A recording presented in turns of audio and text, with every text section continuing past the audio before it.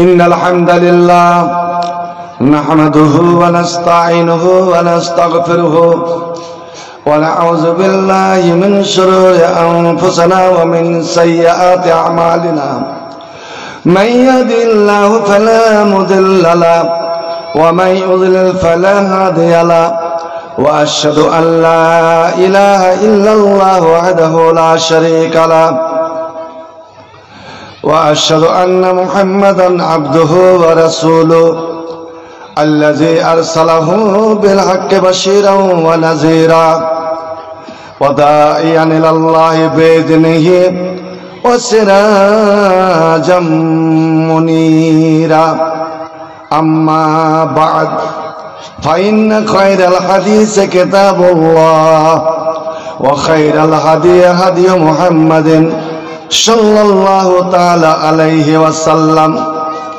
وخير الأمور أوازمها وشر الأمور محدثاتها وكل محدثة بدعة وكل بدعة ضلالة وكل ضلالة في النار. أعوذ بالله من الشيطان الرجيم. بسم الله الرحمن الرحيم. يريدون ليطفئوا نور الله بأفواههم والله متم نوره ولو كره الكافرون. بسم الله الرحمن الرحيم. يا أيها الذين آمنوا كونوا أنصار الله كما قال عيسى ابن مريم للحواريين من أنصاري إلى الله قال الحواريون نحن أنصار الله. وقال الله تعالى في موضع آخر بسم الله الرحمن الرحيم. إنما يعمر مساجد الله من آمن بالله واليوم الآخر وأقام الصلاة وآتى الزكاة ولم يخش إلا الله فعسى أولئك أن يكونوا من المهتدين. وقال النبي صلى الله عليه وسلم إن أحب البلاد إلى الله مساجدها وأبغض البلاد إلى الله أسواقها. رب اشرح لي صدري ويسر لي أمري واحلل عقدة من لساني يفقه قولي. رب زدني علما رب زدني علما رب زدني علما. মুসলিম বলে দাবি করো তুমি সকাল বিকাল মুখে, মুসলিম তুমি মুসলিম কিনা বলো হাত দিয়ে বুকে।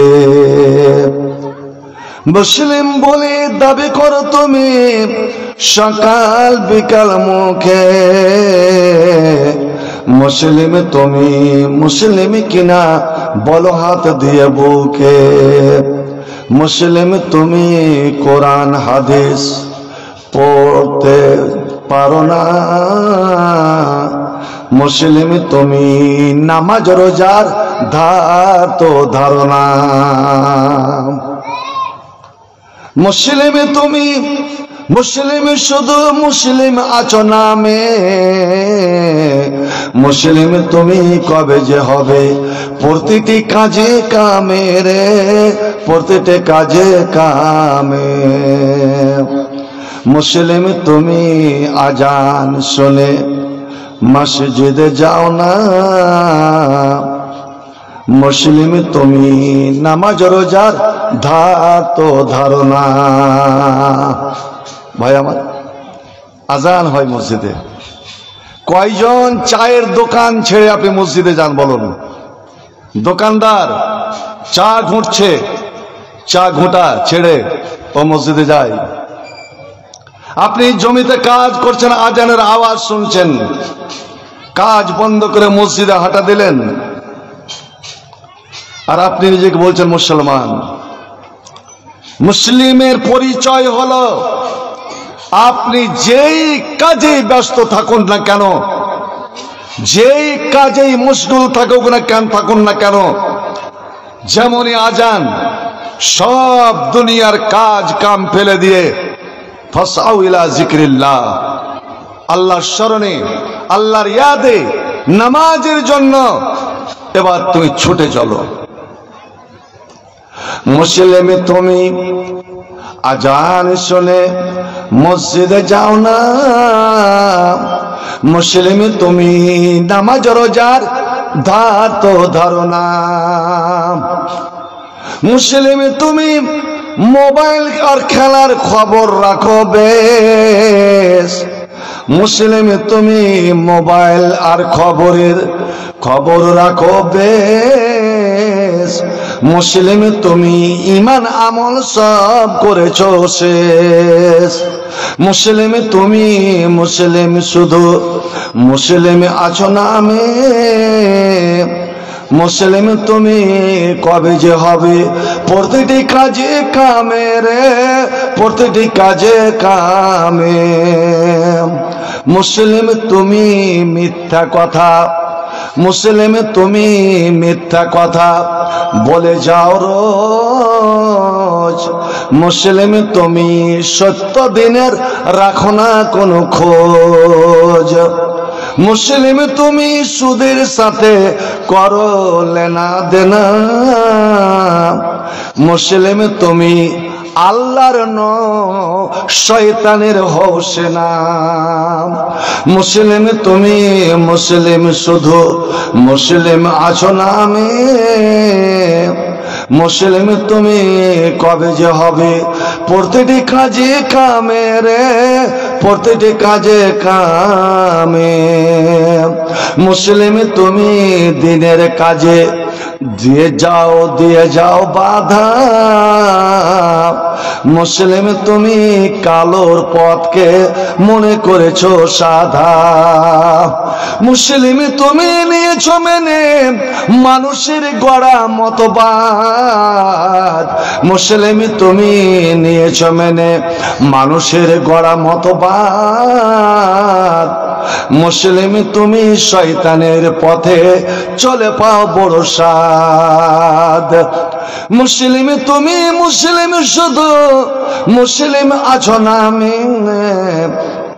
মুসলিম তুমি মুসলিম শুধু মুসলিম আছো নামে, মুসলিম তুমি কবে যে হবে প্রতিটি কাজে কামে রে, প্রতিটি কাজে কামে, মুসলিম বলে দাবি করে যাও সকাল বিকাল মুখে, মুসলিম তুমি মুসলিম কিনা বলো হাত দিয়ে বুকে। ভাই আমার, আজ আমাদের অবস্থা, আজ আমরা পৃথিবীর বুকে, পৃথিবী জুড়ে সবচেয়ে জলিল কওমে পরিণত হয়েছে, অপমানের জাতি, বেইজ্জতের জাতি, পৃথিবীর সব জায়গায় এই মুসলমান মার খাওয়া জাতে পরিণত হয়ে গেছে। আজ ভারতের কোনায় কোনায় দেখুন, যেখানে সেখানে মুসলমান জুতা পিটা হচ্ছে, এমন কি আপনার নামাজ পড়ার আজাদি পর্যন্ত নাই। উত্তরপ্রদেশে যান, রাস্তার ধারে আপনি জমিতে, আপনার খোলা জমিতে নামাজ শুরু করেন, দেখি আপনাকে নামাজ পড়তে দেয় কি দেয় না, ধরে নিয়ে গিয়ে আপনাকে জেলে ভরবে। চিন্তা করেছেন? যেখানে সারা পৃথিবীর মাটি মুসলমানের জন্য আল্লাহ মসজিদ করে দিয়েছেন। ওয়াজয়লাত লিল আরজু মাসজিদা ওয়া তাহুরা।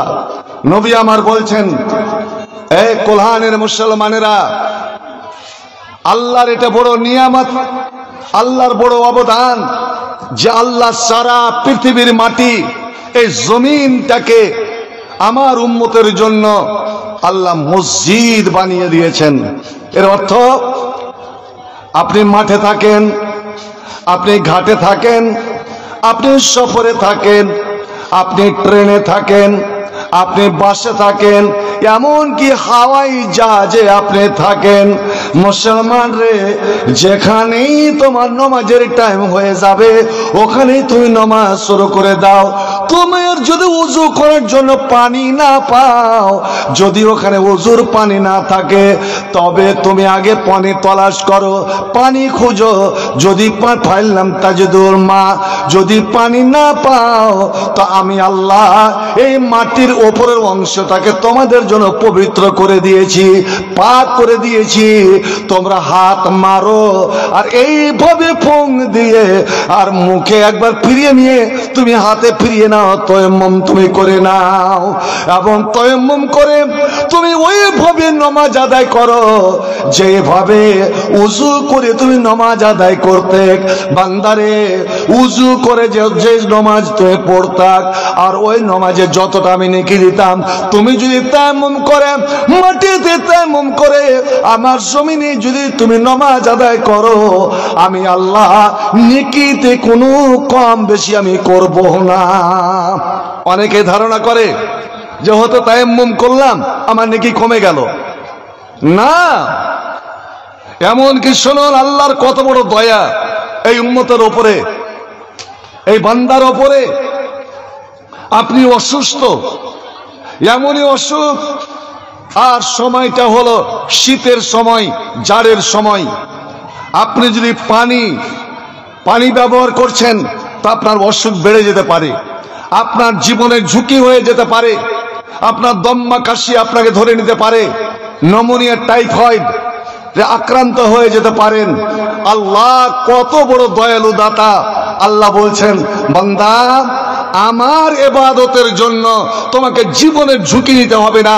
লা তুলকু আইদিয়াকুম ইলা তাহলুকা, তুমি নিজেকে ধ্বংসের মুখে, হালাকাতের মুখে ফেলিও না।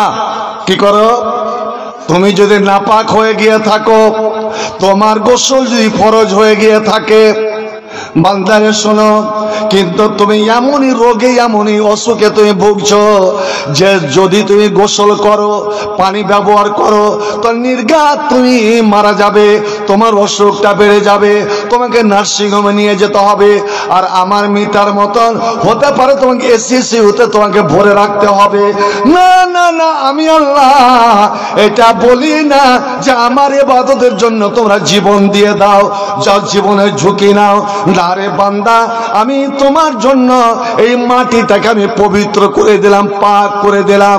তুমি বিসমিল্লাহ বলে নিয়ত করে তুমি তায়াম্মুম করে নাও, গোসল করে যেমন তুমি পাক হয়ে যেতে, ওরে তায়াম্মুম করে তুমি পাক পবিত্র হয়ে গেলে। কিন্তু বান্দারে, তুমি কোনোই মতে নামাজ তুমি ত্যাগ করিও না, নামাজ তুমি ছাড়িও না, আমার ইবাদত তুমি ছাড়িও না। শোনো শোনো, অন্যান্য ইবাদতে তো তোমার যদি গুড়িমুড়ি হয়ে যায়, কম বেশি হয়ে যায়, আমি আল্লাহ ক্ষমা করে দিতে পারি, কিন্তু বেনামাজিকে আমি কোনো সময় ক্ষমা করতে পারি না। শুনেন, অনেকে বলে শিরকের গুনাহ মাফ হয় না। হ্যাঁ, আর একটা গুনাহ মাফ হয় না, যেটা হলো হাক্কুল ইবাদ, মানুষের হক, মানুষের দাবি। আপনি কোনো ভাইয়ের জমি দখল করে নিয়েছেন, আইল চেপে নিয়েছেন, আপনি বহিনের হক মারলেন, ভাইয়ের হক মারলেন, আর আজ শতকরা, কোরআনে না হোক অন্য কথা বলছি, শতকরা 99টাই বাপ বেটির হক মারছে। কথা বলুন, সত্য না মিথ্যা? বেটিরাকে যেইভাবে আল্লাহ ভাগ বন্টন করে দিয়েছেন, ছেলে পাবে এত, মেয়ে পাবে এত, আপনি দিয়েছেন কি? মরার সময় আপনি আপনার বেটি রেখে ডেকে বলছেন, মা তোমাকে এইটুকু দিলাম, তোমার ভাইয়ের জন্য ছেড়ে দিও, ভাইকে মাফ করে দিও। তুই বলার কে রে? যেখানে আল্লাহ হিসাব অঙ্ক কষে দিয়েছেন। সূরা নিসা, বাপ কত পাবে, মা কত পাবে, বেটা কত পাবে, বেটি কত পাবে, স্বামী কত পাবে, স্ত্রী কত পাবে, তোর এখানে কোনো বলার অধিকার নাই। শোনো মুসলমান, তুমি যদি মানুষের হক মেরে থাকো, ওরে সামান্য 1 টাকা যদি কাউরি তুই মেরে থাকো, আমি আল্লাহ তোমাকে কিছুই কালে মাফ করব না, কখনোই মাফ করব না, যতক্ষণ ওই দাবিদার তোমাকে ক্ষমা না করবেন। সুবহানাল্লাহ। লা ইয়াদখুলুল জান্নাতা ইল্লা নাফসুম মুমিনা। হযরতে জিবরিল এসে আমার নবীর কানে কানে বললেন, ওগো পেয়ারা নবী, আপনি এদেরকে বলে দেন যে আল্লাহর জান্নাতে একমাত্র যাবে মুমিন, জান্নাতে যাবে একমাত্র মুমিন। নবী বলতে যাবেন, মানুষকে শোনাতে যাবেন, এমন সময় জিবরাইল বললেন, না না না, একটা কথা আর আপনি মিলিয়ে নেন। মুমিন জান্নাতে যাবে বটে, কিন্তু ওই মুমিনের উপরে যদি কাউরি হক থেকে যায়, দাবি থেকে যায়, ওই দাবি ওই ধার করজ যতদিন পর্যন্ত আদায় না হবে, নাফসুল মুমিনে মুআল্লাকাতু বাইনাস সামাই ওয়াল আরজে মা লাম ইউজা আনহু দাইন। এ মুমিন মুসলমানরা, ওরে আল্লাহওয়ালারা, এরে হাজি গাজী মুন্না মুন্সিরা, তোরা ভালো করে শোন।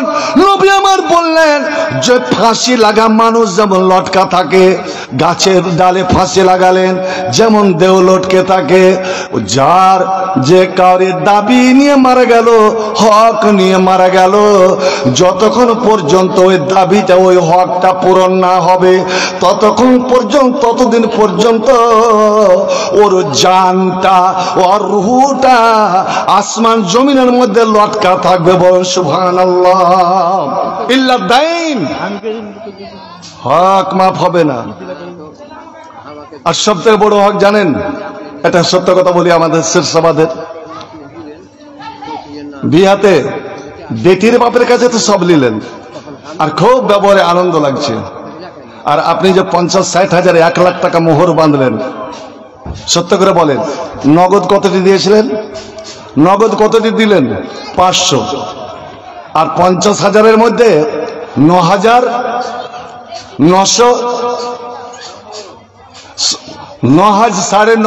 আপনার, 49,000 আপনার, 49,500 বাকি রয়ে গেল। ওই 5,000-এ আপনি সারা জীবন স্ত্রীটাকে ব্যবহার করলেন, সারা জীবন আপনার ঘর গৃহস্থালির কাম টেনে গেল, আপনার স্ত্রীটা 10-10টা ছেলের মা হয়ে গেল। আরে মুসলমান, কোনদিন তোমার চিন্তা হয়েছে যে আমি যে এত টাকার তলে চাপা পড়ে আছি, এই স্ত্রীটা যে হালাল করেছি, একে যে আমি ব্যবহার করেছি একমাত্র এই মোহরের বিনিময়ে, এই মোহরের বিনিময়ে, নচেত এই স্ত্রীটা তো ছিল হারাম আমার জন্য। ভাই আমার, যার ইজ্জত, যে একটা অজানা অচিনা মেয়ের দিকে তাকানো হারাম, আর সেই মেয়েটাকে আবার বিয়ে করে এনে তার ইজ্জত আপনি ব্যবহার করছেন, ইজ্জতকে হালাল করলেন। কিসের বিনিময়ে, কিসের বদলে? ওই মোহরানা। ভালো করে শুনে রাখুন, মোহর। ভাই আমার, বন্ধু আমার, আপনি জমি কিনেছেন, জমি কিনে যদি আপনি দাম আদায় না করেন, যতক্ষণ পর্যন্ত জমির আসল দাম জমিওয়ালাকে না বুঝিয়ে দিবেন, ওই জমিওয়ালা দলিলে টিপ দিবে না। আর দলিলে টিপ না দিলে হাকিমের কাছে পাস হবে না, আর হাকিমের কাছে পাস না হলে মুসলমান রে ওই জমি আপনি দখল করতে পারবেন না। ঠিক ওরকম মেয়ে ছেলে হলো জমি, স্ত্রী স্ত্রীটা হলো আমার জমি, ওর দাম হয়েছিল 50,000 60,000। যতদিন পর্যন্ত ওই টাকাটা আমার স্ত্রীর হাতে আমি হাসি খুশি মনে আনন্দ মনে, আল্লাহ কোরআনে বলছেন ওয়াতুন নিসা সাদাকাতিহিন্না নিলা, এ মুসলমানেরা, এর নবী মুহাম্মদের উম্মতেরা, তোমাদের বিবির যে মোহর ধার্য হয়েছে ওই মোহরের টাকাটা তুমি কোনো এক সময় হয় বাসর ঘরে হোক বা জীবনের যেই কোনো ক্ষেত্রে হোক, তুমি হাসি খুশি মনে আনন্দ চিত্তে তোমার স্ত্রীর হাতে টাকার ব্যান্ডিলটা তুমি ধরিয়ে দাও। কইছে মাওলানা, অনেকে মোবাইলে জিজ্ঞেস করে আমার স্ত্রীকে আমি মোহর দিলাম, টাকা দিলাম, ও গিয়ে করেছি ওর মা বাপকে যে দিয়ে চলে এসছে। তোর মা বাপকে দিবে না তো তোকে দিবে নাকি? ওর মা বাপ ওকে মানুষ করেছে, জন্ম দিয়েছে, 18-20 বছর ধরে কষ্ট করে লক্ষ টাকা খরচ করে ওকে লেখাপড়া করিয়েছে। ওর মা বাবা মোহরটা নিবে না তো মোহর তুই খাবি? তোর টাকা তুই জমিও ব্যবহার করবি, আর উল্টা জমিওয়ালাকে জমির টাকা না দিয়ে তুই জমির টাকা ব্যবহার করবি না। বন্ধু শুনুন, ওরে আপনি যদি স্ত্রীর মোহর আদায় না করে থাকেন, মরণের টাইমে মরার সময় যদি শতবার স্ত্রীর কাছে ক্ষমা চান, আর আপনার স্ত্রীটা আপনার কষ্ট দেখে যদি ক্ষমা করে দেয়, এ মুসলমান, আপনার ওই মাপ হবে না, মাপ ক্ষমা হবে না। কিয়ামতের দিন আপনার বিবি আপনার গেরেবান ধরবে, আপনার কলার ধরবে, টেনে হিচড়ে দিয়ে যাবে আল্লাহর দরবারে।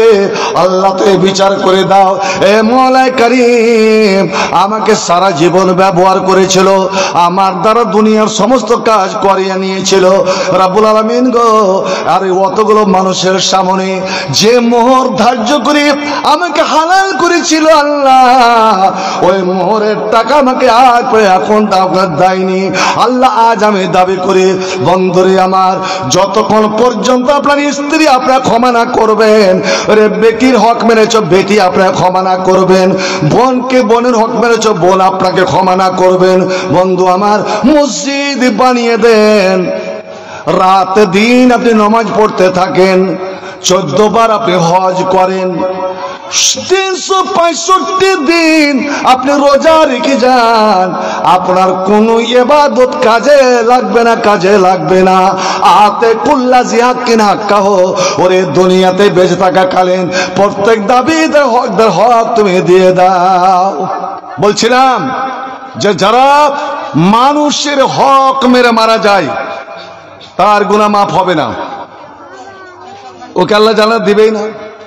হ্যাঁ, যতক্ষণ পর্যন্ত ওই দাবিদার তাকে ক্ষমা না করে দেয়, বা ওর পক্ষ থেকে ওর ছেলে মেয়ে, ধরুন আপনার বাবা মারা গেল, আপনার মায়ের মোহরানা দেয়নি, এই ছেলেরা তোমরা যে বাবার অংশ পাল পেলে, ভালো করে মশলাটা জেনে রাখুন, আপনার ছেলে মেয়েরা বাপের যে অংশের মালিক হলেন, ওই অংশ বিক্রি করে আপনার মায়ের মোহরানা আপনার বাবার পক্ষ থেকে আদায় করেন।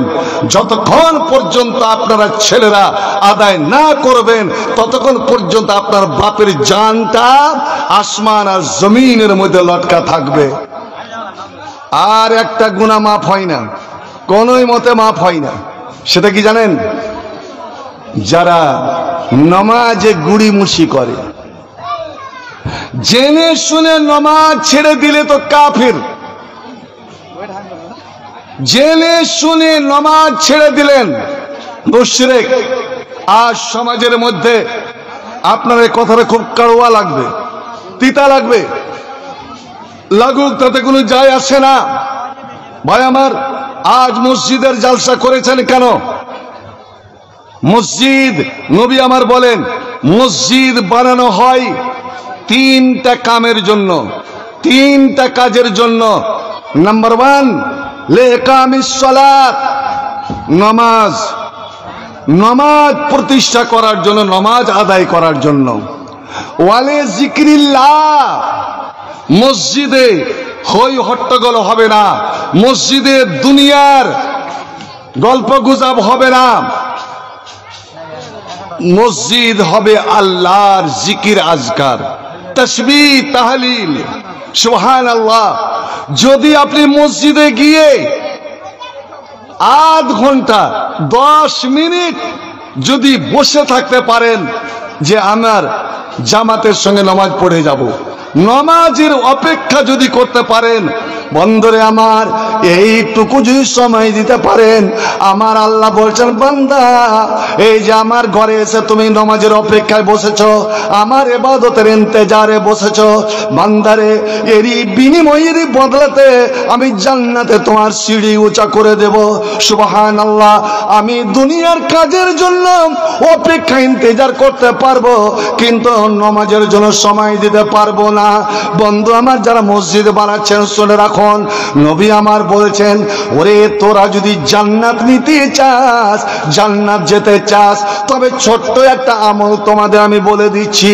নবী বলছেন ছোট্ট একটা আমল বলে দিচ্ছি, ইজা জাআদুকুমুল মসজিদা, তোমাদের মধ্যে কেউ যখন মসজিদ যাবে, মসজিদে যখন তোমরা আসবে, যে কোনো টাইমে, নামাজের টাইমে হোক বা নামাজের টাইম নয়, এমনি টাইমে গেলেন, শুনে রাখুন মসজিদ কার ঘর ভাই?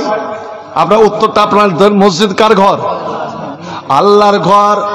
আল্লাহর ঘরে যাবেন, উজু করে যাবেন, আর যখন মসজিদে ঢুকলেন বসবেন না, গিয়ে বসবেন না। বসার আগে ওরে আমরা কুটুম বাড়ি যাই, শ্বশুরের বাড়ি যাই, বন্ধুর বাড়ি যাই, শালা শালির বাড়ি যাই, তখন আমরা অনেক যে উপহার কিনে নিয়ে যাই, তোফা কিনে নিয়ে যাই, মিষ্টি মিষ্টান্ন কিনে নিয়ে যাই। সুবহানাল্লাহ। বিশ্ব প্রভু আল্লাহ, সারা বিশ্ব জানের মালিক আল্লাহ, যে আল্লাহ বান্দার সঙ্গে মসজিদে মোলাকাত করে রে, মসজিদে সাক্ষাৎ করে আমার আল্লাহকে দেখার জন্য, আমার আল্লাহর সঙ্গে কথা বলার জন্য। কত নবী রাসূলরা লালায়িত হয়েছিলেন। হযরতে মুসা বারবার আল্লাহকে বলছেন, আল্লাহর কোরআন, আল্লাহ তুমি আমাকে দেখা দাও, রব্বে আরেনি, আল্লাহ তুমি আমাকে একবার দেখা দাও, তুমি কেমন আল্লাহ, আমি জি ভরে মন ভরে কলেজা ঠান্ডা করে তোমাকে দেখব। আল্লাহ বলছেন মুসা রে, তুই আমার সাথে কথা বলিস বটে, এটাই যথেষ্ট, কিন্তু তুই আমাকে দেখতে চাইবি না, কারণ আমার নূর, আমার আলো যদি আমি পৃথিবীর বুকে একটু ফেলে দিই তো সারা পৃথিবী জ্বলে ছারখার হয়ে যাবে, তুই বরদাস্ত করতে পারবি না। কিয়ামত পর্যন্ত অপেক্ষা কর, কিয়ামতের দিন আমি আমার ভালোবাসা বান্দাদের চোখে, এই চোখে এমন একটা পাওয়ার, এমন শক্তি দিয়ে দিব রে, ও নাযরা ইলা রাব্বিহা নাযরা। কিয়ামতের দিন তোরা আমাকে জি ভরে দেখবি, যারা জান্নাতি, যারা আমার প্রিয় ভালোবাসা, যারা আমার প্রেমিক, তারা আমাকে সরাসরি হাসরের মাঠে আমাকে তারা দেখবে। একবার জোরে বলুন সুবহানাল্লাহ। হয়নি, হবে না, হতে পারে না আমার নবীর সাথে কারো তুলনা, আরে তুলনা তো দূরই যাক, সে মিলে না। হয়নি, হবে না, হতে পারে না আমার নবীর সাথে কারো তুলনা। সকল নবী রাসূল ছিলেন আল্লাহর দিওয়ানা, নিজ চোখেতে দেখবো খোদা ছিল তামান্না। সব নবীর আরমান যে একবার যদি আল্লাহকে দেখতে পেতাম, যে আল্লাহর জন্য এত কিছু করি। কোন আজ জালসাটা করেছেন কার জন্য? জি ভাই, মেলা লাগাবার জন্য না আল্লাহর জন্য? সত্য করে কয়, আল্লাহকে খুশি করার জন্য না মেলা লাগাবার জন্য? জবাব দেন না কেন? তো আল্লাহর জন্য তো ফের মেলা কেন লেগেছে? আল্লাহ তো মেলা পছন্দ করে না, বাজনা টাজনা কিছু পছন্দ তো করেন না। আহা, আর জালসা মানে এমনই মেলা। এটা কয়দিন হলো ধনী পাড়াতে গেলাম, আল্লাহ রে আল্লাহ রে, কি আসেনি সেখানে জি, শুধু একটাই জিনিস পাওয়া যায়নি, যে দু তিনটে যদি খালি মূর্তি হতো। আমি বললাম ওরা কি একটা কালী আর একটা দুর্গার মূর্তি এনে খাড়া করে দিত, তাহলে মেলাটা জমত। হায় রে মুসলমান, ধিক তোর জীবনের উপরে, খেলার বস্তু জাম্পিং আর আপনার কি বলছে ওটাকে হ্যান্ডোলা। আহা, সত্য না মিথ্যা বলছে বলেন? আপনি কোনোদিন আপনার স্ত্রীর সঙ্গে খেলেছেন? আপনার স্ত্রীর সঙ্গে খেলেছেন? কোনোদিন আপনি আপনার স্ত্রীটাকে কোলে করেছেন, আদর করে সোহাগ করেছেন? না বন্ধু আমার, লজ্জা করেন যে ছেলেরা তো ছেলেরা, মেয়েরাও গিয়ে ওই জাম্পিং এ লাফালাফি করছে। হায় রে আল্লাহ! বন্ধু আমার, আমি বলছিলাম আল্লাহর জন্য হচ্ছে জালসা। এই জালসা হচ্ছে আল্লাহর জন্য, অন্য কোনো কিছুর উদ্দেশ্য নয়। তো নামাজ হচ্ছে আল্লাহর জন্য, রোজা হচ্ছে আল্লাহর জন্য, তাহাজ্জুদ, রাত্রে তাহাজ্জুদে দাঁড়ালেন আল্লাহকে খুশি করার জন্য, লক্ষ টাকা লাখ লাখ টাকা খরচ করে হজে গেলেন। বন্ধু আমার, এত বড় ঝুঁকি। যখন আমি বিমানে চাপলাম, আমার স্বামী স্ত্রী যখন বিমানে চাপলাম, দিল্লি থেকে যখন বিমান উড়লো, সময়টা ছিল একটু খারাপ। এবার বিমানে এলান হতে লাগলো, আপনারা বেল্ট ভালো করে বেঁধেলেন, বেল্ট ভালো করে বেঁধেলেন, কারণ জাহাজ হাওয়া তৈয়ারা খারাপ আবহাওয়া সে চল রাহা হ্যায়। আল্লাহ রে আল্লাহ! আমার স্ত্রী বলেন কি বলছে বুঝতে পারি না। আমি বললাম এখন বাইরে হাওয়া খারাপ চলছে, জাহাজটা উড়ি ওপরে তুফান চলছে, তুফানের মধ্য দিয়ে চলছে, এই জন্য বিমান এক দোল খাচ্ছে। আল্লাহ আল্লাহ! আমার স্ত্রী বলছে কত উঁচা দিয়ে চলছে। আমি বললাম কম করে তো 2500 কিলোমিটার উপর দিয়ে চলছে। বলছে কোনো কিছু যদি ঘটে যায়, আমি বলছি এগুলো কথা মানো না, তুমি দোয়া পড়ো, লা ইলাহা, আমার সঙ্গে পড়েন তো আপনারা, লা ইলাহা ইল্লা আনতা সুবহানাকা ইন্নী কুনতু মিনাজ জালিমিন। মুসলমান রে, যখন তুই পেরেশান হবে, বিপদে পড়বে, এই দোয়া পড়ো, নিশ্চিত আল্লাহ তোমাকে উদ্ধার করে দেবেন। আপনি খুব চিন্তায় পড়ে গেছেন, খুব চিন্তায় পড়ে গেছেন, কোনো কুল কিনারা পাচ্ছেন না, আসুন আপনাকে আমি একটা আমল বলে দিচ্ছি।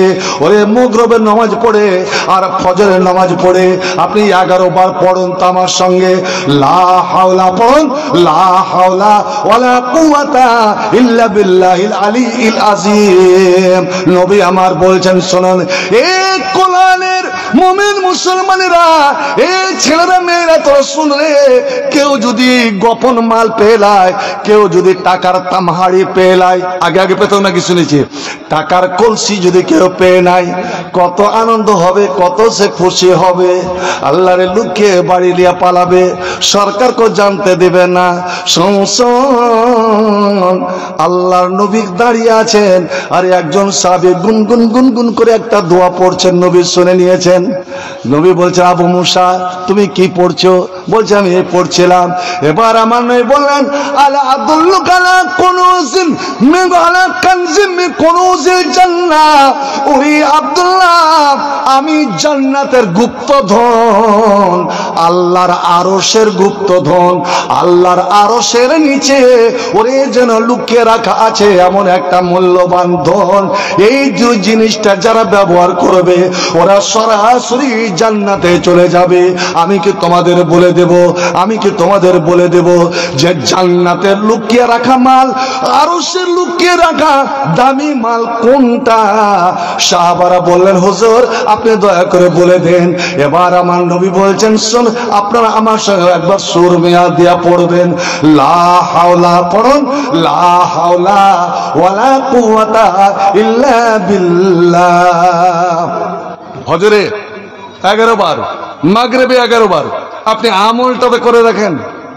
মসজিদে এমন কতগুলো এমন ঘর বানাচ্ছেন, এটা তো হলো জান্নাতের গেট, জান্নাতের গেট। আপনি মসজিদের গেটে পা দিলেন না, আপনি পা দিলেন সরাসরি জান্নাতের গেটে। আর জান্নাতের মাটি আল্লাহর সবচেয়ে পবিত্র। এই জন্য নবী বললেন ইন্না হাব্বাল বিলাদ ইলাল্লাহি মাসাজিদুহা। মসজিদের মাটি, মসজিদ হচ্ছে আল্লাহর নিকটে সবচেয়ে মাহবুব। মসজিদের মাটি আল্লাহর নিকটে সবচেয়ে বড় প্যারি। আহা ভাই আমার, যারা মসজিদে যাবে তারা কত আল্লাহর প্রিয় ভালোবাসা। আপনি পারবেন? মগরিবে 3 বার, মগরিবের নামাজ পড়ে 3 বার, আর ফজরের নামাজ পড়ে 3 বার। একটা ছোট্ট দোয়া, ছোট্ট দোয়া, মান কালাহা সালাসা মাররাত। নবী আমার বললেন, যারা এই দোয়াটাকে 3 বার পড়লো বাদাল মগরিবের নামাজের পরে, ফজরের নামাজের পরে 3 বার পড়লো, তার জন্য জান্নাত যাওয়াটা একদম ওয়াজিব হয়ে গেল, জান্নাত যাওয়াটা ফরজ হয়ে গেল, জান্নাত যাওয়াটা জরুরি হয়ে গেল। আল্লাহ রাব্বুল আলামিন অবশ্যই অবশ্যই তাকে জান্নাত দান করবেন। একবার মুহাব্বত সঙ্গে পড়ুন আলহামদুলিল্লাহ। 3 বার পড়েন খালিস অন্তরে, পরিষ্কার অন্তরে। কারণ খালিস নিয়াতে, পরিষ্কার নিয়াতে যদি কোনো আমল না করেন, আমল আল্লাহ কবুল করবে না। সেটা পাহাড় সমান আপনার সারা সম্পত্তি দান করে দেন, কিন্তু নিয়ত যদি খারাপ হয় আল্লাহ কবুল করবেন না। আর আজ যদি আপনার শক্তি নাই, 5টা টাকা, আপনি গরিব মানুষ, 5 টাকা যদি দান করেন একদম খালিস নিয়াতে, শুনুন নবী কি আমার বলেন, ইন্নামা ইয়াতাকাব্বালুল্লাহু মিনাল আমালি মা কানা খালিসাল লাহু।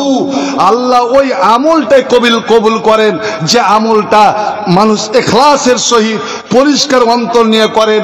উবতুগিয়া বিহি ওয়াজহুল্লাহ, আর আল্লাহর রেজামন্দি, আল্লাহর খুশনদি, আল্লাহকে খুশি করার জন্য করে।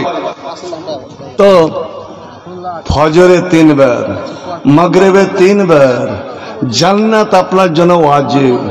শুধু তাই নয়, সহিহ তারগিবের হাদিস, নবী আমার বলেন, যারা এই দোয়াটি ফজরে 3 বার আর মাগরিবে 3 বার পড়লো, ওরে তুমি যদি অন্তরের অন্তরাল থেকে মুহাব্বতের সঙ্গে পড়ো, তো আমি নবী মুহাম্মদ কিয়ামতের দিন আমার হাতের উপরে হবে তোমার হাত, তোমার হাতের উপরে হবে আমার হাত। অর্থাৎ 2 ভালোবাসা যেমন হাত ধরাধরি করে চলে, এরে আমার উম্মত, আমি তোমার হাত ধরে তোমাকে আমি জান্নাতে নিয়ে যাব। সুবহানাল্লাহ। আপনি একবার জিজ্ঞেস করতে পারেন না আমাকে যে মোল্লা দোয়াটা কোন দোয়া, একবার কোন তো। আর সত্যি বলছি, আমি 2 বার যদি বলি, 2 বার, তা আপনাদের মুখস্থ হয়ে যাবে। আরে কম করে যদি আজ এই জালসা থেকে এইটুকু দিয়ে যান, এটাই আপনার হবে ঈমানের খোরাক, ঈমানের খাদ্য, রূহের খাদ্য। আপনি কামিয়াব। একবার কেউ জিজ্ঞেস করে, মালা দোয়াটা বলে দেন তো।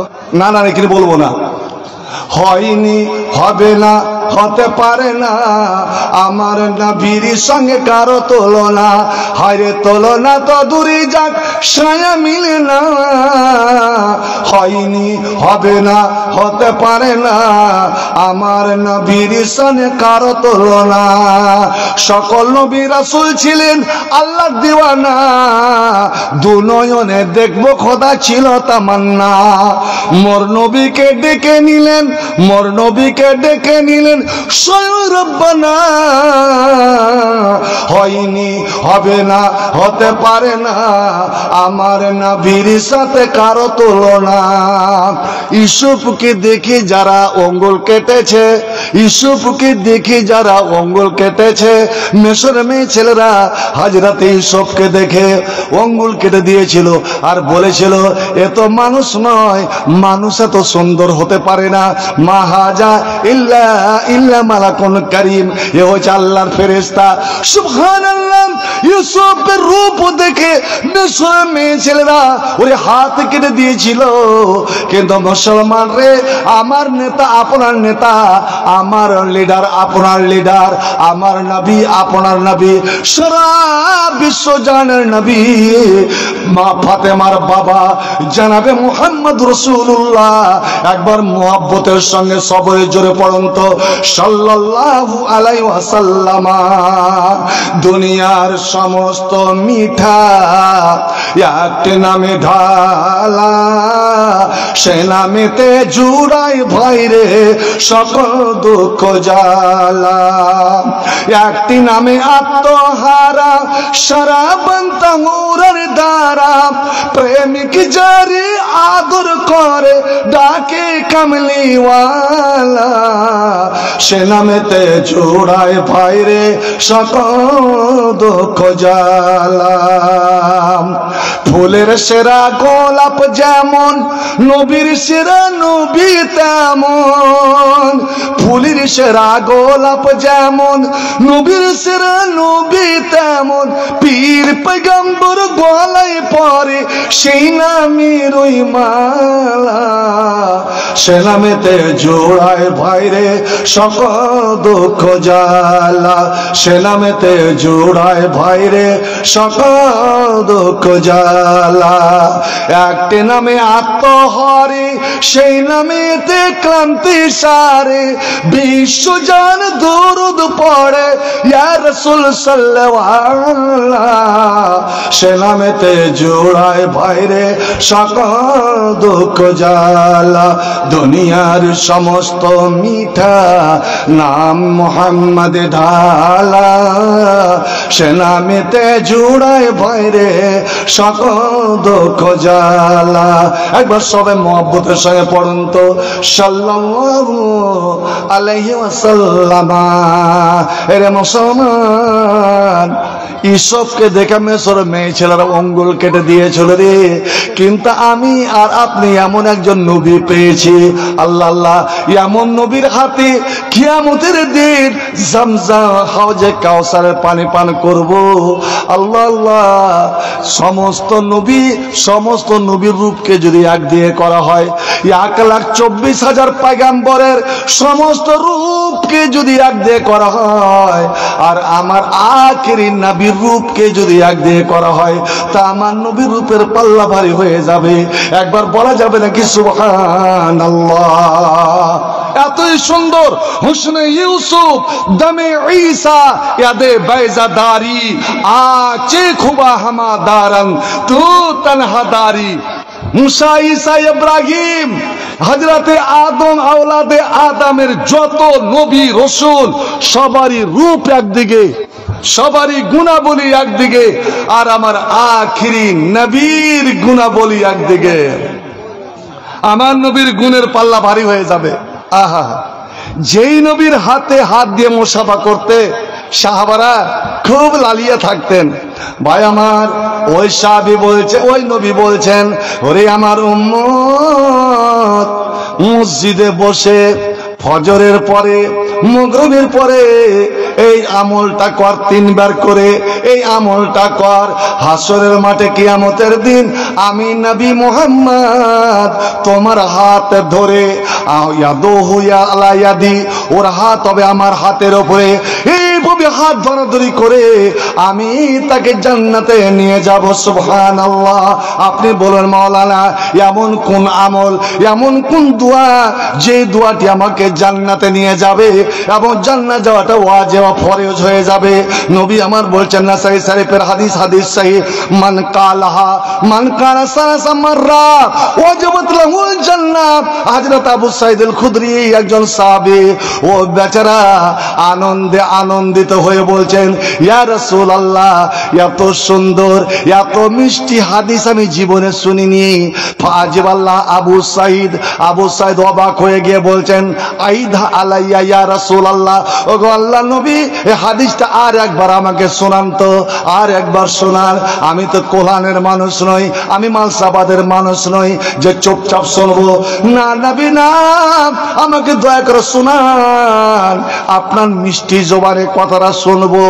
নবী আবার বললেন, এই দোয়াটি যে 3 বার পড়লো মাগরিব, এশা এবং ফজরে, ওরে জান্নাত ওয়াজিব। হযরত আবু সাঈদ আল খুদরি আনন্দে আত্মরে হয়ে গেছেন। নবী বলছেন, শোনো আবু হুরায়রা, আরে আবু সাঈদ রে, এতে তুমি অবাক হয়ে গেলে, আর একটা জিনিস আছে রে, ওটা যদি আমার কোন উম্মত করতে পারে, আল্লাহর কোন বান্দা করতে পারে, এমন একটা জিনিস আছে, ওটা যদি করে তো জান্নাতে 100টা সিঁড়ি উঁচা হয়ে যাবে। ওর জন্য জান্নাতে সব উঁচা সিঁড়িতে উঁচা জায়গাতে থাকবে।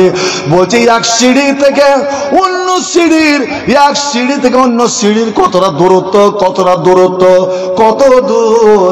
নবী বলছেন মা বাইনার দরজা তাইনে কামা বাইনা সামাই ওয়াল আরজে, আসমান ও জমিনের মধ্যে যতটা ফাঁকা, এক সিঁড়ি থেকে অন্য সিঁড়ির মধ্যে এতটা ফাঁকা হবে। এরকম ফাঁকা 100টা সিঁড়ির উপরে তার হবে জায়গা।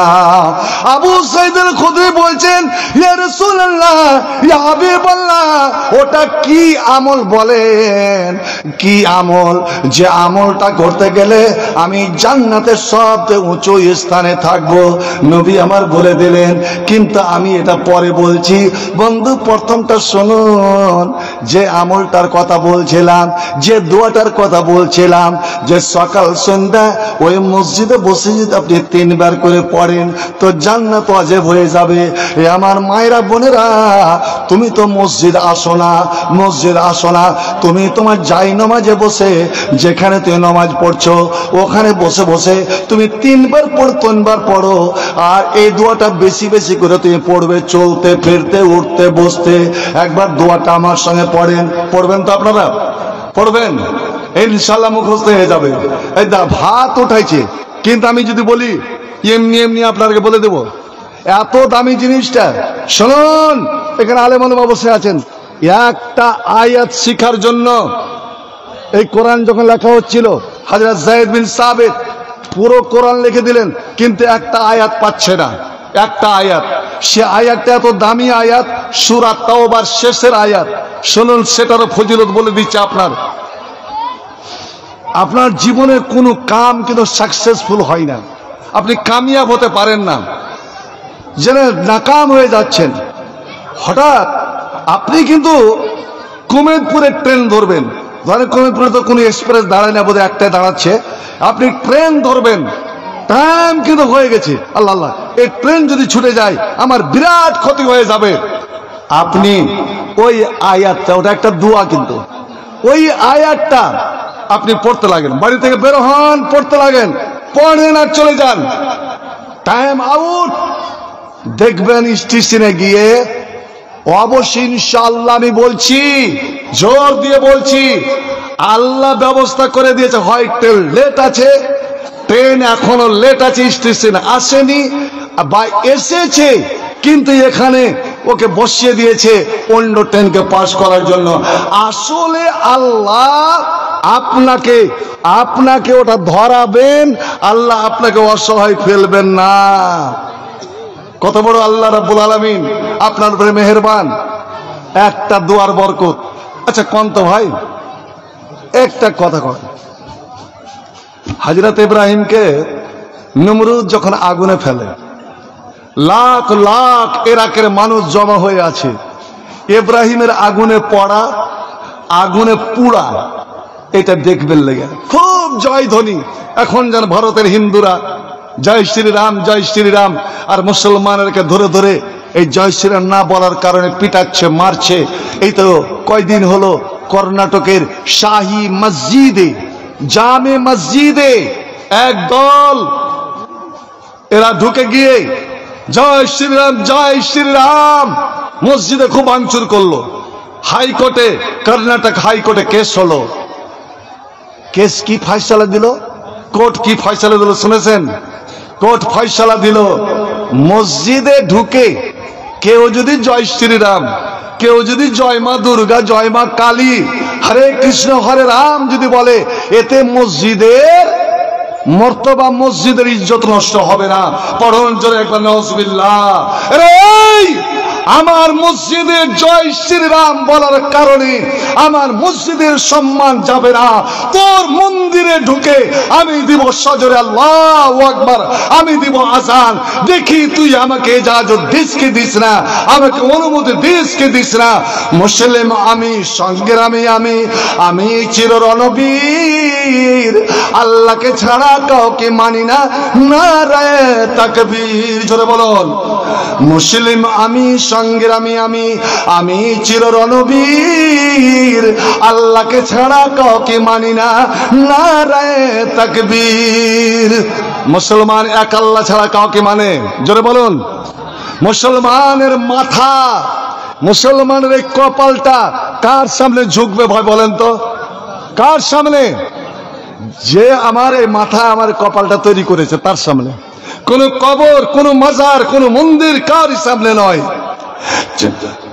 চির সৈনিক, চির দুর্জয়, চির সৈনিক, বিপ্লবী আমি, মুসলিম আমি, সংগ্রামী আমি, আমি চির রণবীর, আল্লাহকে ছাড়া কাউকে মানি না, নারায়ে তাকবীর। আমি ওই কি বলছেন, কি এগুলো বলেন? আপনাকে আদায় করতে বিকট, আমি আদায়ের বক্তা নই। যেটা আপনার প্রধান বক্তা আদায় বক্তা, একটা মুন্সি কেলে চলে আসতেন আর বলছেন একটা আদায় করাবেন।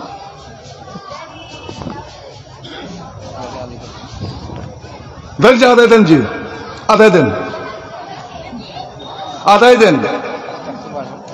হ্যাঁ আদায় তো চাচ্ছি, আপনি আদায় করতে বলছেন, আদায় চাচ্ছি তো, আদায় দেন। আদায় দিবেন না কি করবেন বলুন? কিছু শুনবেন না, আদায় দিবেন? আদায় তো দিবেন। এরা তো আদায় দেওয়ার জন্য গ্রামীণ মানুষ, এরা তো জানছে মসজিদের উদ্দেশ্যে। এত তাড়াহুড়ো কিসের? আপনি তো টাইম আমার বেঁধে দিয়েছেন, টাইমের 1 মিনিটে এদিক ওদিক হবে না। অবশ্য বলছি, শুনুন, নবী আমার ইয়া রাসূলুল্লাহ, আমি বলছিলাম ওই একটা আয়াতে শিখার জন্য, ওই একটা আয়াতকে আনার জন্য হযরতে যায়েদ বিন সাবিত মদিনা থেকে হাঁটা দিলেন মুলকে শাম। তখনকার যুগে 1 মাসের রাস্তা। বন্ধুরে আমার, হযরতে খুজাইমা আনসারীর কাছে আয়াতটা ছিল। কি আয়াত? ফাইন তাওয়াল্লাহ ফাকুল হাসবিয়াল্লাহ। আমার সঙ্গে পড়ুন, হাসবিয়াল্লাহু লা ইলাহা ইল্লা হুয়া আলাইহি তাওয়াক্কালতু ওয়া হুয়া রাব্বুল আরশিল আযীম। মুসলমান, আজ আমি কোরআনের প্রত্যেকটা ভাই এবং বোন, মা ও বাবাকে বলে যেতে চাই, ওরে আপনি আজ থেকে আমল শুরু করুন, আজ থেকে আমল শুরু করুন। আমি মাগরিবের সালাত আদায় করে আমি যত তাসবিহ জিকির আজকার করব, 7 বারে আয়াতটা পড়ব। ফজরে আমি 7 বার পড়ব। দেখুন তো আল্লাহ রাব্বুল আলামিন আপনার জীবনে, আপনার জীবন কামিয়াব করেন কি করেন না? ওরে আপনার গোপন হালাল আশা, নেক আশা আকাঙ্ক্ষা আল্লাহ পূরণ করেন কি করেন না? আমি বলছিলাম হযরত ইব্রাহিমকে যখন আগুনে নিক্ষেপ করে, দাও দাও করে আগুন জ্বলছে, আর লক্ষ লক্ষ মানুষ জয় জয় জয় নমরুদ, জয় নমরুদের ধ্বনি দিচ্ছে, শয়তান পর্যন্ত নাচছে, ইব্রাহিমের বাপ পর্যন্ত নমরুদের দলে ঢুকে ইব্রাহিমের জ্বালার দৃশ্য দেখবে। সেই দিন ইব্রাহিম বাঁধে, হাত পা বেঁধে রাখা হয়েছে ওপরে। ইব্রাহিম দেখছেন আল্লাহ এখানে একজন আমার নাই, এমন কি আমার বাপ পর্যন্ত আমার দুশ্মনের দলে দাঁড়িয়ে গিয়েছে। হে রাব্বুল আলামিন, তুমি ছাড়া এই জগতে আমার কোনো আর বন্ধু নাই। মুসলমান রে, তুমি এমনই জাত যে তোমার দুশ্মন সবাই, সারা পৃথিবী তোমার দুশ্মন, সারা পৃথিবীর মানুষ তোমার দুশ্মন।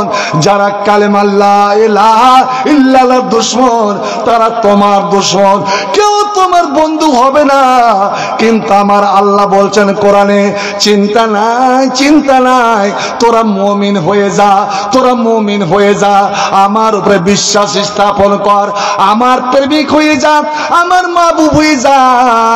ইন্নামা ওয়ালিল্লাযিনা আমানু, ওরে যারা ঈমান আনলো, আমি আল্লাহ তাদের বন্ধু হয়ে গেলাম, আমি আল্লাহ তাদের মদদ হয়ে গেলাম, আমি সর্বক্ষেত্রে তাদের আমি সাহায্য করব।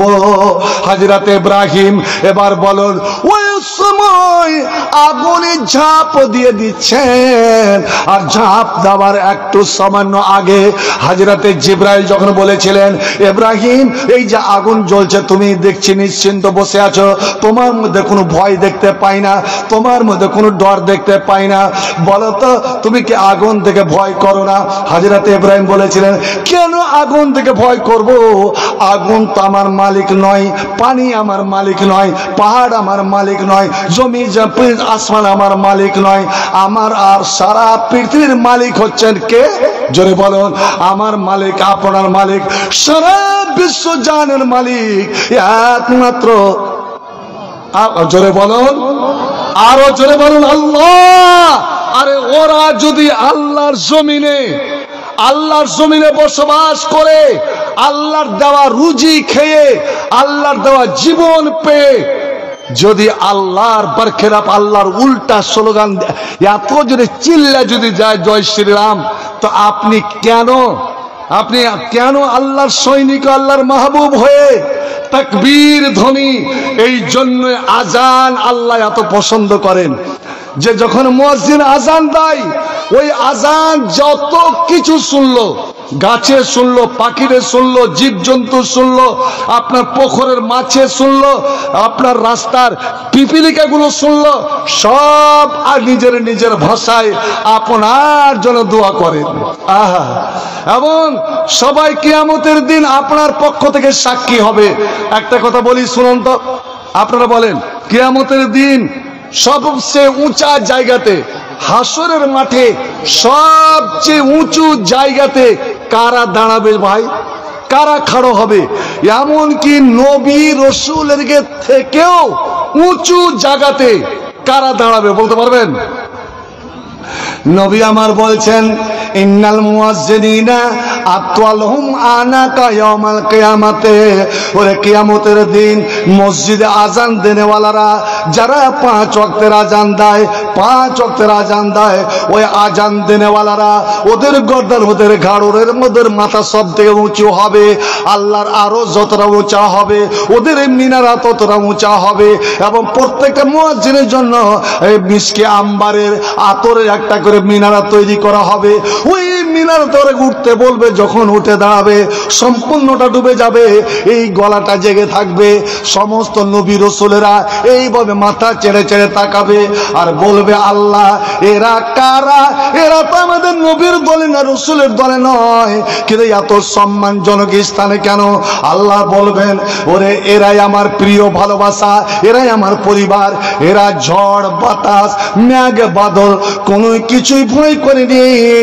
এরা রাত্রে অন্ধকারে ঝড় কাদা পানি ভেঙে ওই মসজিদে গিয়ে ওরা আজান দিয়েছিল, নামাজীকে আমার ইবাদতের জন্য ঘুমন্ত মানুষকে ডাক দিয়েছিল, যার জন্য আমি আল্লাহ এদের এই সম্মানটা প্রদান করেছি। শুধু তাই নয় বন্ধু আমার, মমতার 1,500 টাকার বিনিময়ে 1,500 বেতনের জন্য আজান নয়, একমাত্র আল্লাহর জন্য।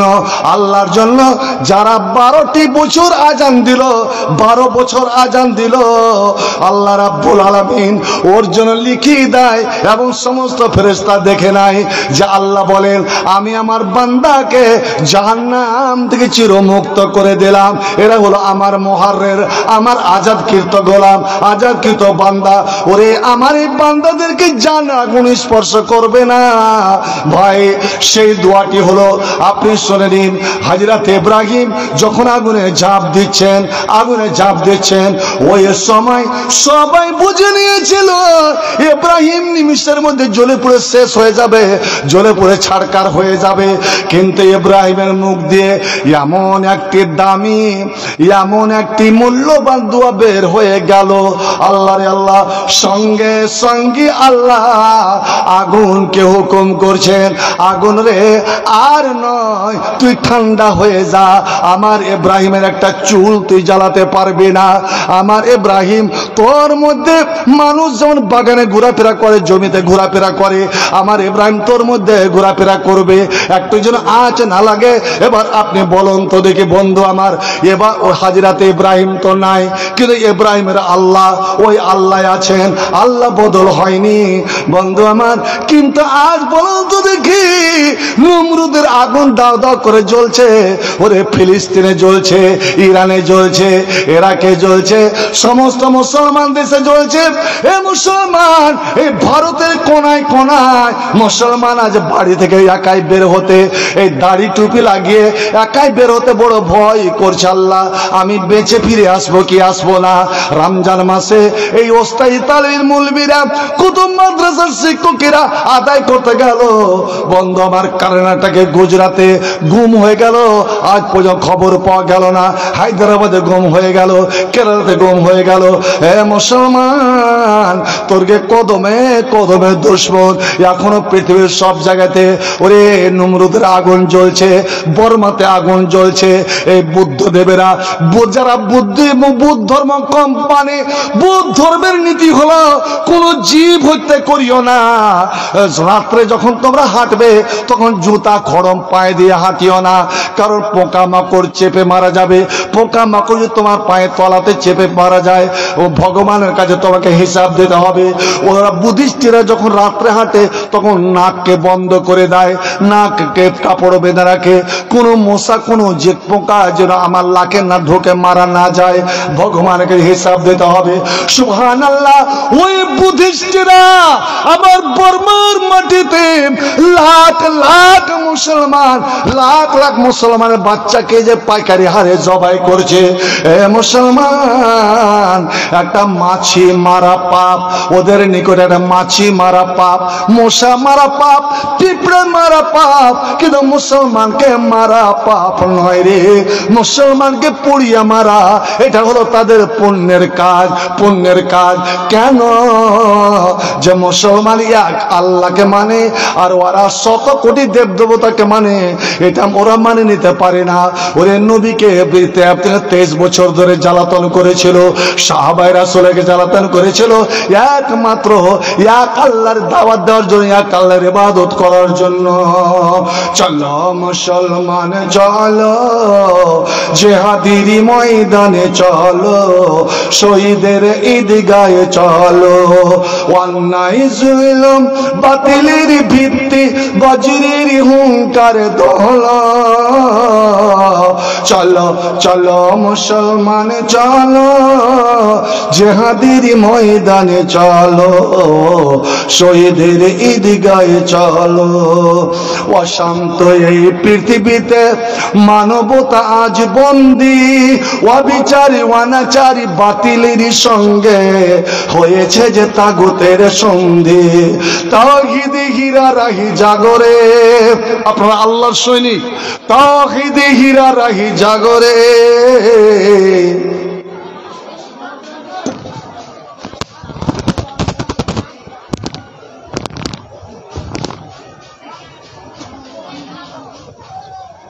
একটু গরম পানি মাগান তো, গরম পানি।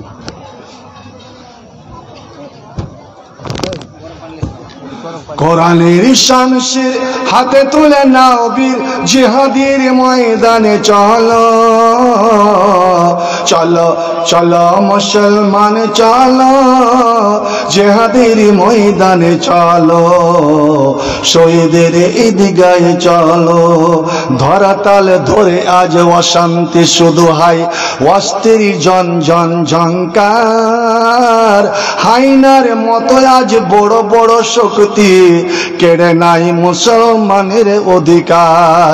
দূর দূরান্তে ওই শোনো শোনো মুসলমানের কান্না, ফিলিস্তিনের মাটিতে ওই শোনো শোনো শিশুদের কান্না। ভারতের কোনায় কোনায় শোনো মুসলমানের কান্না। রোগে শোকে অনাহারে দুই মুঠো ভাত, এতটুকু ঔষধ পাই না। পথে পথে পড়ে আছে অসহায়, সমাজের ওরা যেন কেউ নয়। ওই সব মানুষের মুক্তির জন্য, ওই সব মানুষের আজাদির জন্য জিহাদের ময়দানে চলো।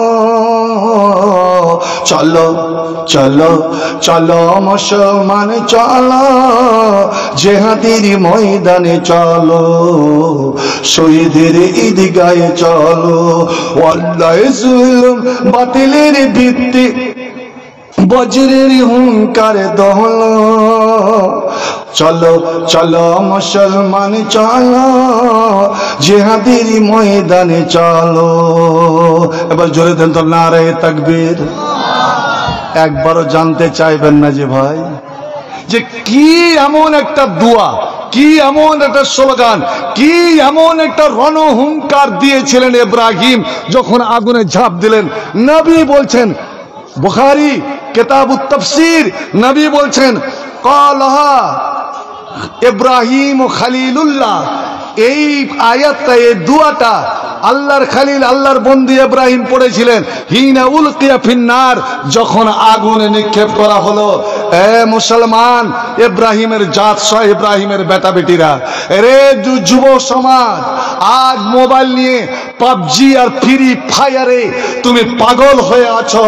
শোনো, নমাজ ছেড়ে যারা রাত বিরাত রাত জেগে ফ্রি ফায়ার আর পাবজি নিয়ে ব্যস্ত থাকো, ফ্রি ফায়ার না খেলে, পাবজি না খেলে, নাউজুবিল্লাহ হাসা কাল্লা, একটা সোর জবাই করে ওই সোরের রক্ত মাংস নিজের শরীরে মাখো, এটা তোমার জন্য ভালো মুসলমানের বেটা।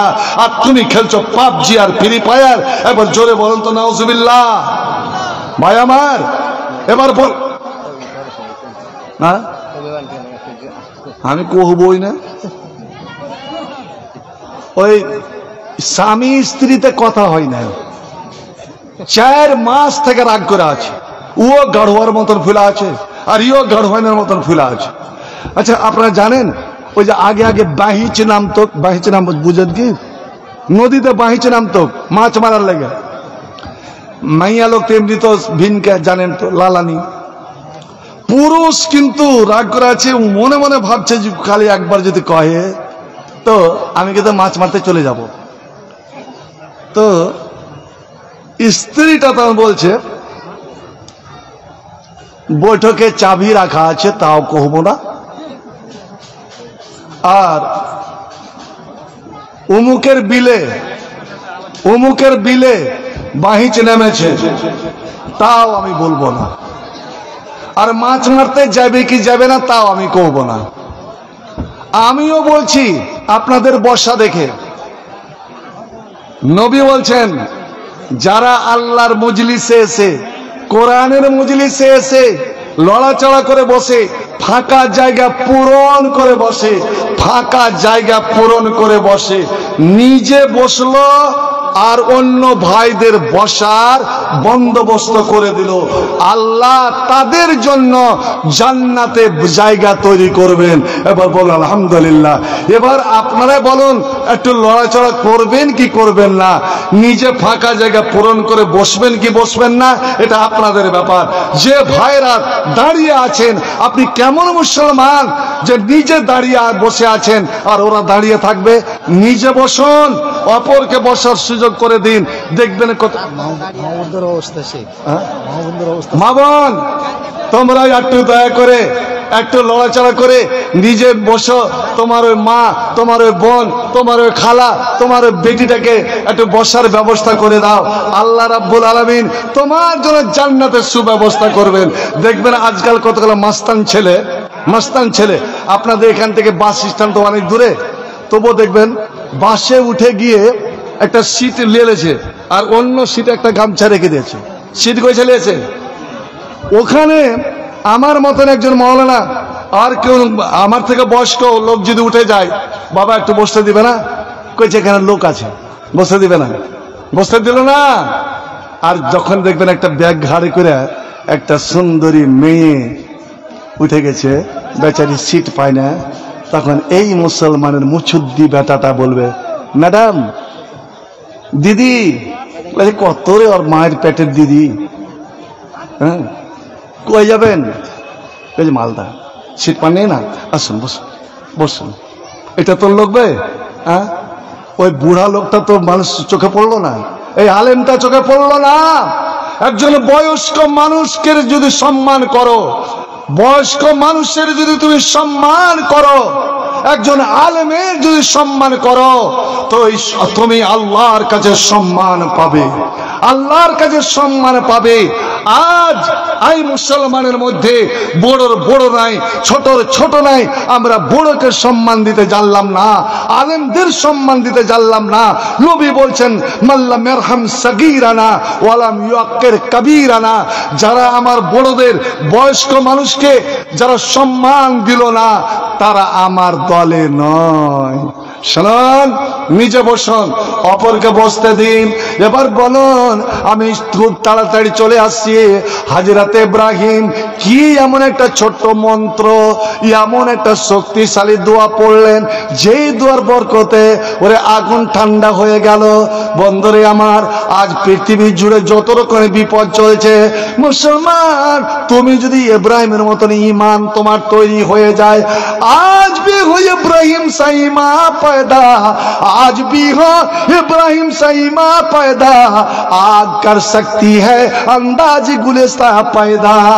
आजो यदि मुसलमाনের ঈমান, মুসলমান ঈমান যদি জেগে যায়, ঈমানের শক্তি যদি জেগে যায়, ওরে এখন যত দুনিয়া জুড়ে বিপদ চলছে রে, সমস্ত বিপদ আল্লাহ নিমেষে দূর করে দিতে পারবেন। কিন্তু ইব্রাহিমের মতন ঈমান, কি ঈমান! এখন আমি যদি বলি বন্ধু আমার, কোরআন নবী বলছেন, কোরআন যদি তুমি খতম করতে চাও, কোরআন যদি পড়ে খতম করতে চাও যে আমি একদিনে খতম করে দেব, না না না, 24 ঘন্টাতে তোমার খতম করা চলবে না, তোমার 48 ঘন্টাতে খতম করা চলবে না। মুসলমান রে, কোরআনে একটা, কোরআনের সব থেকে ছোট্ট সূরা যাতে আছে 3টা আয়াত, 3টা আয়াত, সূরা কাউসার। এর মানে তুমি 3 দিনে কোরআন খতম করো, 3 দিনে কোরআন খতম করো, 10 পারা 10 পারা 10 পারা। এবার আমি যদি বলি এই 10 পারা কোরআনের নেকি, 10 পারা কোরআনের নেকি, কারণ কোরআনের সবাই কোরআন পড়তে জানে না। এটা শুনে রাখুন, যারা আসল মুসলমান, যারা আল্লাহর বান্দা, যারা নবীর উম্মত, ওরে তারা অবশ্যই অবশ্যই কোরআন পড়তে জানবে রে, ওরা কোরআন পড়তে জানবে। কোরআন পড়াটা, কোরআন শিক্ষা করাটা এই মুসলমানের জন্য ওয়াজিব, মুসলমানের জন্য ফরজ। এবার বলুন, তুমি কোরআন জানো না, কোরআন পড়ো না, নিজেকে তুমি মুসলমান বলে দাবি করো। বন্ধু আমার, কোরআনের সুর আল্লাহর কাছে সমুদর, কোরআনের কণ্ঠ আল্লাহর এতই পছন্দ। যখন কোরআন পড়ে তখন আল্লাহ আরশে বসে বসে কান লাগে লাগে শোনে, আর ফেরেশতাদের বলে, ফেরেশতারে তোরা যা ওই বাড়িকে ঘেরে নে, ওই বাড়িওয়ালার জন্য দোয়া কর, ওদের উপরে আমার রহমত বর্ষিত হচ্ছে। বন্ধু আমার, কোরআন পড়তে পড়তে এমন একটা কতগুলো আয়াত আছে, এই প্রথম সূরাতে এমন একটা আয়াত আছে, ওই আয়াতটা কেউ যদি পড়ে শুয়ে যায় তো আমার আল্লাহ বলছেন, এ মুসলমান, তোমার বাড়ির দেখাশোনা আমি করব রে, তোর বাড়ির ত্রিসীমানায়, তোর বাড়ির তোলাম দিহিতে কোনো শয়তান, কোনো ডাকু, কোনো লম্পট যেতে পারবে না। শুধু তাই নয়, এই সূরাতে 2টা আয়াত আছে। আপনি বলবেন মাওলানা, আমি খেটে খাওয়া মানুষ, দিন মজুরি করা মানুষ, মিহনত করা মানুষ, আমি জেগে জেগে কোরআন পড়তে পারবো না।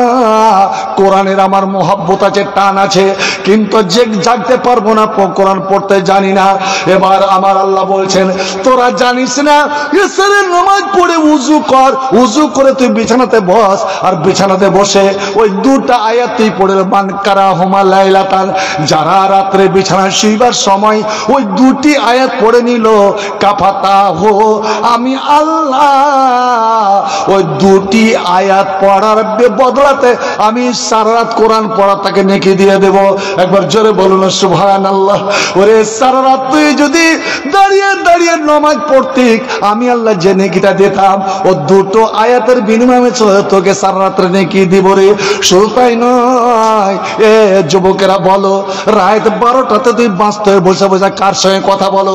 তুমি পুকুরের ধারে কার সঙ্গে কথা বলো? আল্লাহ রে আল্লাহ, দেখছি কতগুলো ছেলে মোবাইলে টুকুর টুকুর করে আস্তে আস্তে কথা বলছে, আর কথা বলতে বলতে যে কি হয়ে গেল, পট করে বলছে, জানু তুমি রাগ করিও না, ও মোবাইলে চুম্মা কাছে। ওরে শোনো, যারা মোবাইলে চুম্মা খায় কিয়ামতের দিন তাদেরকে জাহান্নামের গুর্জ খেতে হবে, জাহান্নামের মগর খেতে হবে। এবং দুনিয়া তো তোমাকে অপমানের বোঝা তোরাকে বহন করতে হবে রে মুসলমান। শুধু তাই নয়, ওই দুটি আয়াত যারা পড়ে নিল, আল্লাহ নিজে বলছেন কাপাতা হো, ওই রাত্রির জন্য ও হেফাজতে চলে এলো, কেউ কোন দুশ্মন তার ক্ষতি করতে পারবে না। আমি যদি বলি আজ আপনাদেরকে 10 পারা করে কোরআনের নেকি নিয়ে যেতে হবে রে, এই কোরআনের কত কে মারা গেল, আমার বাপ চলে গেল, মা চলে গেল, দাদু চলে গেল, দাদি চলে গেল। বন্ধু আমার, কোরআন শুনে কোরআন পড়ে যে দোয়া করেন, আল্লাহ দোয়া মঞ্জুর করবে। ওই কোরআনের নেকি যদি আপনাকে বলা হয় আজ 10 পারা করে কোরআনের নেকি নিতে হবে, কয়জন পাওয়া যাবে?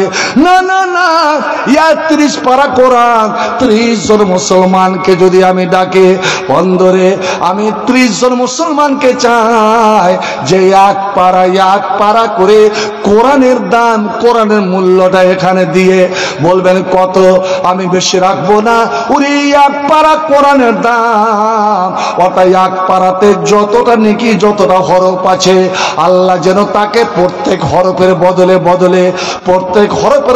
বদলে যেন 10 করে নেকি দান করে। আল্লাহ কয়জন পাওয়া যাবে? ওরে আমি যদি বলি 2000 আমার জন্য ভারী, কিন্তু ইব্রাহিমের ঈমান, ইব্রাহিমকে আল্লাহ বলেন তোমার বেটাকে কোরবানি করো, সঙ্গে সঙ্গে নিজের বেটা, ওটাই মাত্র বেটা, 8 বছরের ছেলেকে কুরবানি করতে তিনি প্রস্তুত হয়ে গেলেন। এই ঈমান কি আজ আমাদের হবে? বন্ধু আমার, আজ ইব্রাহিম से बाप पैदा आज कर सकते अंदाजे गुलिस्ता पैदा। ওরে আজ যদি আমার ওই ঈমান, আমার ওই মোহব্বত যদি হয়ে যায়, তো সমস্ত দুনিয়ার বিপদ আবার দূর হয়ে যাবে। ইব্রাহিম আগুনে পড়তে পড়তে যে দোয়াটা করেছিলেন বন্ধু, সে দোয়াটি হলো, আমার সঙ্গে সবাই পড়ুন হাসবি আল্লাহ, পড়ুন, আর একবার পড়ুন হাসবি আল্লাহ।